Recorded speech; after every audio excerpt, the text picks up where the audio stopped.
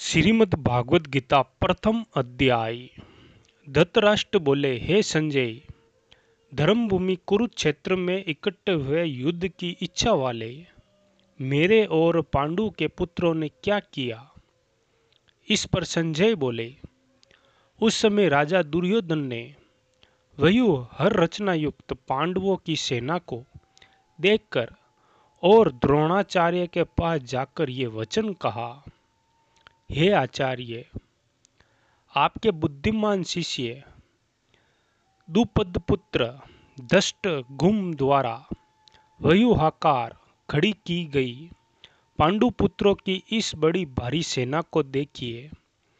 इस सेना में बड़े बड़े धनुषों वाले युद्ध में भीम और अर्जुन के समान बहुत से सूरवीर हैं, जैसे सात्यकी और विराट तथा महारथी राजा द्रुपद और धृष्टकेतु, चेकितान तथा बलवान काशीराज, पुरुजीत, कुंती भोज और मनुष्यों में श्रेष्ठ सेव्य और पराक्रमी युधामन्यु तथा बलवान उत्तमोजा, सुभद्रा पुत्र अभिमन्यु और द्रौपदी के पांचों पुत्र, ये सभी महारथी।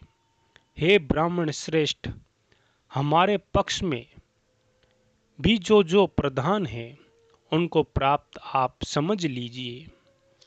आपके जानने के लिए मेरी सेना के जो सेनापति है उनको कहता हूँ।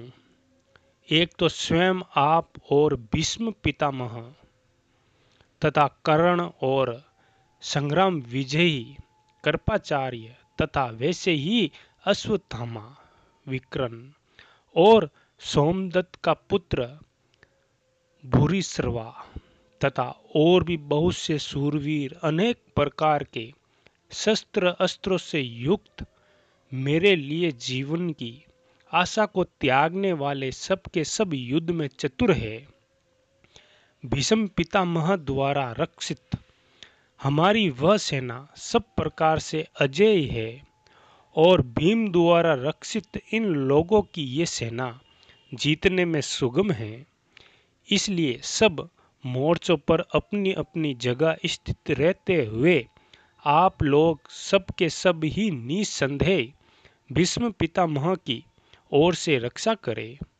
इस प्रकार द्रोणाचार्य से कहते हुए दुर्योधन के वचनों को सुनकर कौरवों में वृद्ध बड़े प्रतापी भीष्म पितामह ने उस दुर्योधन के हृदय में हर्ष उत्पन्न करते हुए उच्च स्वर से सिंह की नाद के समान गरजकर शंख बजाया। उसके उपरांत शंख और नगारे तथा ढोल, मृदंग और नसीहादी बाजे एक साथ ही बजे। उनका वह शब्द बड़ा भयंकर हुआ। उसके अनंतर सफेद घोड़ों से युक्त उत्तम रथ में बैठे हुए श्री कृष्ण महाराज और अर्जुन ने भी अलौकिक शंख बजाए। उनमें श्री कृष्ण महाराज ने पंजन्य नामक शंख और अर्जुन ने देवदत्त नामक शंख बजाया। भयानक क्रम वाले भीमसेन ने प्रौंडक नामक महाशंख बजाया। कुंती पुत्र राजा युधिष्ठिर ने अनंत विजय नामक शंख और नकुल तथा सहदेव ने सुघोष और मणिपुष्पक नाम वाले शंख बजाए। श्रेष्ठ धनुष वाले काशीराज और महारथी शिखंडी और धृष्टद्युम्न तथा राजा विराट और अजय सात्यकी तथा राजा द्रुपद और द्रौपदी के पांचों पुत्र और बड़ी भुजा वाले सुभद्रा पुत्र अभिमन्यु, इन सब ने, हे राजन, अलग अलग शंख बजाए और उस भयानक शब्द ने आकाश और पृथ्वी को भी शब्दायमान करते हुए धृतराष्ट्र पुत्रों के हृदय विदीर्ण कर दिए।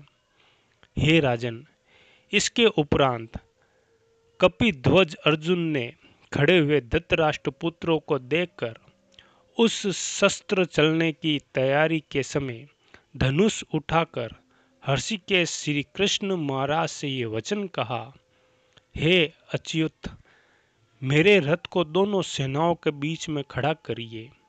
जब तक मैं इन स्थित हुए युद्ध की कामना वालों को अच्छी प्रकार देख लूं कि इस युद्ध रूप व्यापार में मुझे किन किन के साथ युद्ध करना योग्य है। द्रुबुद्धि दुर्योधन का युद्ध में कल्याण चाहने वाले जो ये राजा लोग इस सेना में आए हैं, उन युद्ध करने वालों को मैं देखूंगा।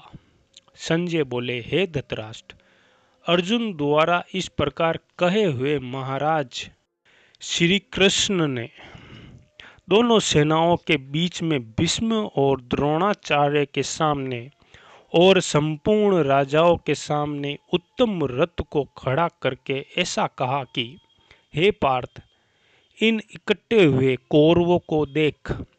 इसके उपरांत प्रथापुत्र अर्जुन ने उन दोनों ही सेनाओं में स्थित हुए पिता के भाइयों को, पितामहों को, आचार्यों को, मामों को, भाइयों को, पुत्रों को, पौत्रों को तथा मित्रों को, ससुरों को और सुहृदों को भी देखा।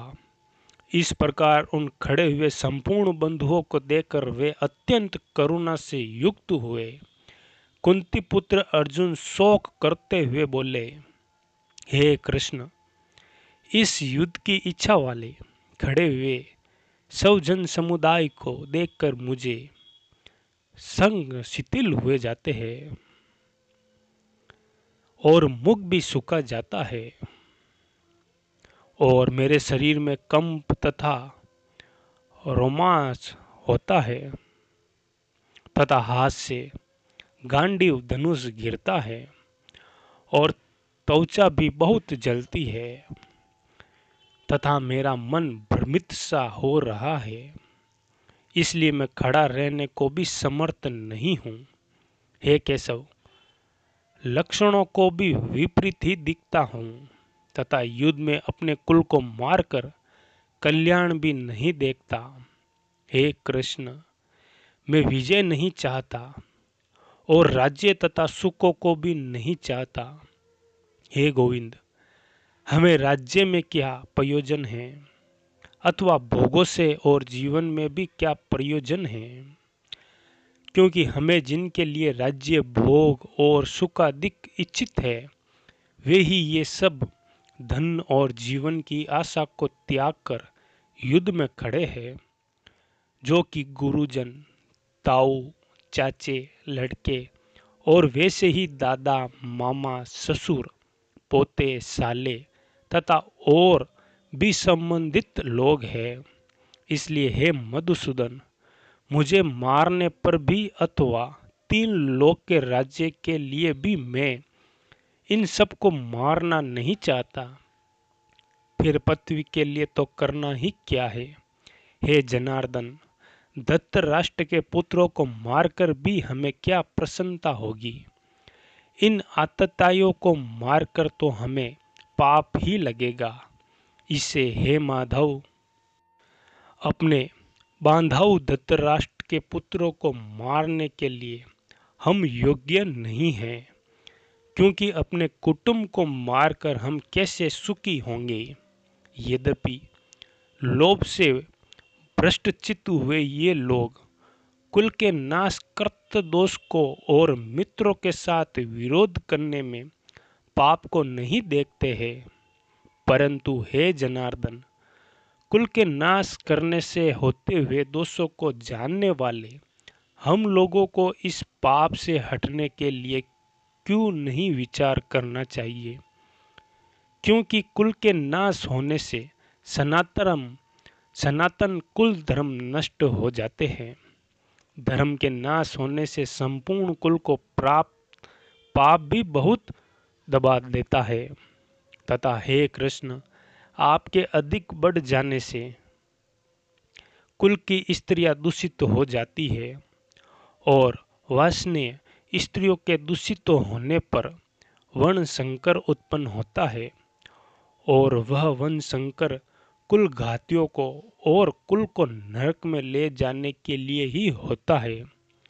लोप हुई पिंड और जल की क्रिया वाले इनके विपरीत पितर लोग भी गिर जाते हैं और इन वन संकर कारक दोषों से कुल घातियों के सनातन कुल धर्म और जाति धर्म नष्ट हो जाते हैं तथा हे जनार्दन, कुल नष्ट हुए कुल धर्म वाले मनुष्य का अनंत काल तक नरक में वास होता है, ऐसा हमने सुना है।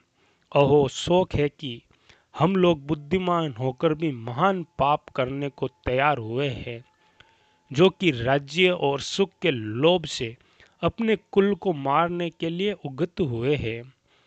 यदि मुझ शस्त्र रहित न सामना करने वालों को शस्त्रधारी धृतराष्ट्र के पुत्र रण में मारे तो वो मारना भी मेरे लिए अति कल्याणकारक होगा।